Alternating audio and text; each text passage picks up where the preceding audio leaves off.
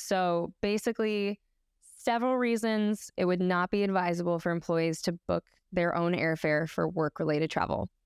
Cost control, policy compliance, duty of care, time efficiency, expense reimbursement, negotiating power, and data consolidation and reporting, making sure that you know exactly what's going on all the time.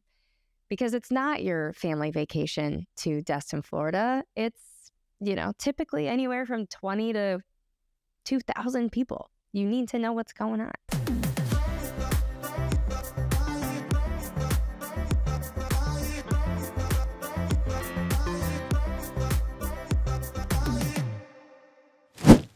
Hey, welcome to Travel Nerds. You got another One Question Friday. Kenny, you got something for me? Yeah, I have an excellent one. This one will hit close to home. So Connor, I am the chief of staff of an 85-person company. We're doing a team offsite and my boss wants to let everyone book on their own. Between you and I, the dude is cheap. I'm trying to explain that booking on their own is a recipe for disaster. Can you help weigh in? When booking for your company offsite, letting your employees do it on their own is a total recipe for disaster for a few reasons. Let's just pick it apart piece by piece. So first reason it's a nightmare is because you want to be able to control budget and spend. And whenever your employees are out there booking their own flights, they're getting reimbursed later on. You don't know until 1 month, 2 months, 3 months down the road where you're finally getting to writing those reimbursement checks, what flights they chose. Sometimes if in your mind you were thinking, okay, $600 price cap, and then they booked a $1,400 ticket, that was 3 months ago, and now you're screwed, and you have to reimburse them that $1,400 that you didn't agree to. So that is a big thing up front. Yeah, and I have a funny story about that. So I met this guy in the dog park the other day, and we were shooting the shit talking about what we do for work, and I mentioned that I ran a travel company. And he told me a story that he just got a blistering email from their CFO saying that they just reviewed their annual travel budget spend, and the company spent $100 million on travel, which, that's a lot of travel. But the CFO was very, very upset because the company spent $2 million in unapproved upgrades to first class. Now, my mind was blown because I'm like, first of all, $100 million of travel spend for a single company, that's badass. But then the other part that was crazy was $2 million in unapproved first class upgrades. And this goes to show that when you leave your employees to do their own thing and you don't set parameters and control, you're shocked with the bill afterwards. So the CFO had to come out and basically scold everyone and say not to do it. So letting your employees run rampant is definitely a way to blow up budget. And often one of the things that happens is travel agencies will have to issue ticketing fees in order to make money because there's not a lot of commission made on selling an airline ticket anymore. An agency will make anywhere from $1 to $3 per ticket, which you can't run a sustainable business on that. So agencies have been forced to issue a ticketing fee somewhere between $25 on the low end all the way up to $55. And often young companies will see those ticketing fees as an increased expense, but in reality, what happens is those ticketing fees are a way to manage and control spend. So typically you're better off having a managed solution rather than just letting your employees go rogue. And then the second part is expense reports. So I don't know, Connor, I know that we always run into this. Expense reports, that's a major pain point. Absolute nightmare. And the thing too, something that, not that this was meant to be a gigantic plug for AllFly, but it totally is based on that question. I would say that expense reports are something that the people actually who are doing them, if you don't have a travel department or a travel coordinator, and this is all being put on an executive assistant somewhere to book all of these flights for 100 people, that's really crazy. And going back to the first thing, it's also really insane to be Tina in HR and think that you deserve 1A on that Delta flight for $2,000. That's insane. I would never do that. You're just booking a casual work flight. and in your mind you're like, "Ooh, I'm gonna pull the wool over their eyes." That's an insane thing to do as an employee. Well, no, I mean, the insanity is real. And you think that a lot of people are reasonable, but for every 10 reasonable people that there are in the world, there's one person who's completely unreasonable. And back in 2018, we encountered one of those truly unreasonable people, and he got what was coming to him. And it was actually one of the more fantastic things that I ever heard. So we had an employee that was flying from Australia to Orlando for a big incentive trip. And this person was adamant that the company should pay for his first class ticket. And he's like, "Do you know how much money I make for the company? I'm their number one producer and they should be paying first class." So they sent us email after email. They called out and cursed out our staff. And basically we had to escalate it to the travel management team at this company. The travel management team caved and booked for this VP. But what happened was the CFO caught wind of it, and the CFO called our team and said, "I want all of the email correspondence between us and the VP." So when he landed, the CFO met him at the gate and fired him upon landing. And he said, "Don't you ever talk to our employees and our vendors and our partners like that. You are not a representative of our company, and you are not invited to the trip, and you can go home." Fired him at the gate after the guy flew from Australia. And how long is that Australia flight? I know that you've done it. Yeah, it's about 15 hours from there to LA. So we love to see it though. Oh my God, just getting what you deserve so hard, right on the tarmac. Oh man, that's really bad. First of all, don't treat people badly ever. That is going to come back and bite you in the ass. Karma is so real. Do you believe in karma? I didn't used to, but I think that I do now. I actually believe in the roller coaster theory of life. Have you heard this one? No. It's not a real theory, and I think I just made it up. So here's how it goes, right? That life is constantly has all these ups and downs. And every time that I have something amazing happen, I'm always thinking like, "Oh no, when is the ride gonna dip?" Because just Terrible. throughout, it's a terrible way to think about it, Yeah, right? But I'm that's like, not the way. no. So it's like I can't ever truly just like bask in the enjoyment of something because I'm always thinking like, this ain't gonna last. And I'm always like, when's the next bad thing gonna happen? But so maybe that's in line with karma, maybe not. But I think I do believe in karma. I think that the universe is like at play in a lot of situations. I so believe in karma. And not only do I believe in it, but I believe in the karmic aversion to the mean as well. Explain this, because you've used this in a sentence. And admittedly, I just smile at you and I'm like, "Oh, so fancy," but I don't know what you're talking about. It's not fancy. I think I heard it somewhere one time. I don't even know like if anybody else has ever heard of this phrase or if I like dreamt it up. Karmic aversion to the mean. Like if you did something that like you had to do that was really shitty and maybe you hated it and maybe you just went out of your way to like be a really good person in a situation where you really didn't have to, your karmic aversion to the mean would be like something wonderful coming out of the bad thing that happened, or vice versa. Where you treat someone like crap, you come out of it being like, wow, I did something. I was a terrible person just then and nothing bad happened to me. Look at that. Karma doesn't work. And then a month later, your cat escapes. That's your karmic aversion to the mean. You deserved it. And then we have to go and buy an air tag for the cat so we can find him. And it's a Pro whole thing. tip. Pro tip. Pro Mr. tip. Ned, who was trying to make an appearance on the pod, if you're watching on Spotify or YouTube, Connor Ann's cat, Ned, just wanted to be on the pod today. I was going to say, just get him some headphones and let him grab the mic and like, let's talk with Ned. But he looks so cute in headphones. Didn't I tell you what I think his voice sounds like? I think he's like a sassy French man. Like if Ned could speak, I could see him being like, "Yo, disgusting." Like that's how I think he talks. He definitely does have like a chain smoker French vibe to him, where he's wearing maybe like a little hat. He has on some headphones, and he kind of has an attitude about him. Total attitude, catitude, and he's kind of like metrosexual like that. Like I could see him wearing like really tight plaid pants if he was a person. He's like a French guy with a beret, and he's like, shut up. That's exactly it.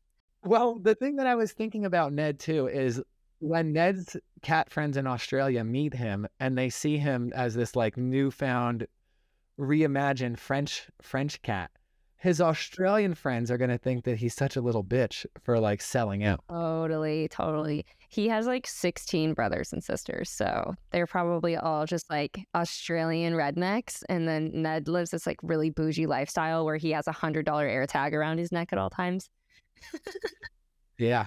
Another fantastic reason that you should not let your employees book on your own is duty of care. So duty of care is a very important thing. It means you know where your people are, you're taking care of your people. You know, it's a liability if they're on a work trip and they get kidnapped. That's not good. So duty of care, make sure that you know when their flight lands. Make sure you know if they're getting a rental car or an Uber. Make sure that you have their flight information. Make sure that somebody on your team is like tracking and monitoring what's going on during the entirety of the trip. So that is a really good reason to not let people book on their own, because not only can you not control budget and expense on that side, you just truly have no idea. Like somebody could be like, oh, just landed in Portland, go into the hotel now. And they are actually just at home and they leave tomorrow morning. I don't trust employees. You know, we have an awesome company, so there's that. But there's a lot of crazy, shady things that you hear about, especially with work travel. So I would just say keeping your finger on the pulse of that and making sure you know where your people are and what they're up to and that they're doing what they say they're doing is important. I think it's okay for you to be a little bit selfish in this respect and say, hey, I'm the chief of staff. If we let the employees book on their own, I am going to have to do at least 85 individual expense reports, and I'm going to have 85 different employees email me flight options and then individually put each one of those into an Excel table so I know when everyone's arriving and departing. And if that's a good use of my time, that's totally up to you, boss. But I know that you want me at your beck and call and running my normal day-to-day chief of staff duties, not being a travel agent. Why don't we outsource this to the professionals so I can stay dedicated to my core responsibilities? I think that's a fantastic way for chief of staffs that run into this issue of like, the boss comes down, it's like, yeah, you take care of this. This is your program. Let everyone book on their own and then we'll just reimburse them and you'll do 200 expense reports and reimbursement. And you're just like, what? Like I already do X, Y, and Z. Yeah. So I think it's okay for you to be selfish here, stand up for yourself, and then just, you can send this clip to him. You can articulate it yourself, but being a part-time travel agent at your company is going to take away from your core duties. So just outsource it. You'll end up saving some money and some hassle and everything will be streamlined. Absolutely. I would say there's two things left in my mind. Time efficiency, like not only save yourself money, save yourself time. Like you just said, you know, that's somebody's job where that wasn't even a facet of their job that they agreed to upon hiring. And now they're booking 200 individual tickets on an airline platform. That's insane. And then last thing I think would be like data consolidation and reporting. So just making sure that a centralized booking platform helps maintain consistent data and reporting on, you know, arrival and departures and tracking travel expenditures, analyzing different things, making sure you're optimizing ground transportation. All of these things that we end up doing, you know, with AllFly is really in concordance with them booking their next trip as well. It's important to realize like the future budget forecasts of this trip for the next trip. And there's a lot of time that people use our platform and then they say, oh my God, last time, you know, it took us 5 months to wrap up the billing and the this and the that and the reimbursements and like tying up loose ends. Doing it on your own takes a decent amount of time. And God forbid somebody messes up on the back end of doing all of that. Like it's not their job. It's randomly their job now. They're kind of like doing their real job, then trying to reimburse all of these people for the company. I don't know. I can just see also how that could get kind of political in weird ways. Like somebody books, you know, that first class ticket and everybody else behaved the rules. And then it's like, damn, Peter in accounting is the worst. Like you knew the rules. Why are you doing this, Peter? I could see it kind of getting a little weird, like politically in the office too. And then Peter has a little fling with the boss, so the boss Ugh, okays Peter's expense, but then everyone totally. else can't fly first Everyone's like, class. Now why? there's yeah. Oh And they no. don't know the office is not approving of the relationship in the beginning. So then it even is under more scrutiny, and it's just a bad situation. So It's not good overall. But I'd say, okay, let's just like wrap that up super quick. So basically, several reasons it would not be advisable for employees to book their own airfare for work-related travel. Cost control, policy compliance, duty of care, time efficiency, expense reimbursement, negotiating power, and data consolidation and reporting, making sure that you know exactly what's going on all the time. Because it's not your family vacation to Destin, Florida. It's, typically anywhere from 20 to 2,000 people. You need to know what's going on, especially when everybody's supposed to arrive at the exact same welcome reception at the exact same time. So yeah, use a booking leave it to platform, use our booking platform. And, use a booking platform if you want to. We don't not giving you the hard sell here. This is what we do, but mhm. just use a managed service. You're going to save time, money, and you'll streamline everything. So your boss will think that you're a superstar, and then you'll get to sleep easier at night. And then no one will be calling you at 2 a.m. when there's a flight cancellation too, which is a nice little perk. Yes, absolutely. And 24/7 then number. also, Connor, I have one question here. Back to the karmic aversion to the mean. Am I saying that right? Karmic aversion to the mean. Okay. So tell me if I'm getting this right. A few years ago, I helped out a series of friends and I got them very good jobs. And just through my network, I got them very good jobs and they ended up making a lot more money than I did at the time. And for a little bit, I was like, you know what? It felt good to do the right thing. And like, I helped kind of change these people's lives and they had a much better like situation. But then the sour part of me kicked in and I was like, damn, no one's done this for me. And then I was like, when is the universe going to pay me back? And so fast forward like 2 or 3 years later, basically everything started working out for me professionally. And then I was like, huh, is that karma that I kind of did a good deed enough times in a row? And for a while I was like, why am I keep doing this? Like I should take these jobs for myself or crazy thoughts. Right. And Yeah, then, but eventually it ended up paying off. So is that kind of what you're taught? Is that like a good example of it just being like delayed gratification and then that fancy totally. thing that you say? Okay. I'm telling you, I don't even think anybody says it but me. I don't think it's a real thing. I just Googled it and Google's like, I have no idea what you're talking about. But I like the idea. Like I had 3 horrible years of my life from 23 to 26. Life sucked really bad. I'm 26, almost 27, and I've never been happier. Everything's going really well. I had 3 years of terrible and I just barely complained. And here I am. That feels like my karmic aversion to the mean. And if you did in fact make it up, it sounds super fancy. You sound Thank you. very smart when you're saying it. Honestly, the first 5 times that you've said it to me, I was just like, yeah, I totally know what that means. But I I'm didn't know admitting you to you didn't now, know until right now. We've had I was full honestly, conversations about this. you sounded so smart that I didn't want to sound dumb. And I was like, yeah, of course. Everyone knows that phrase. Of course. Oh my God, I'm so happy we have this on recording that you just said, I sound so smart. You didn't want to sound dumb. Thank you so much for saying that. You're welcome. Just That is another Tuesday. so nice. All right, you guys, that is another episode of Travel Nerds. You just heard Kenny call me smart. Noted. And write into hello@travelnerds.co with any topics or questions that you have. Follow us at Travel Nerds Pod. And you're the best. Later, nerds.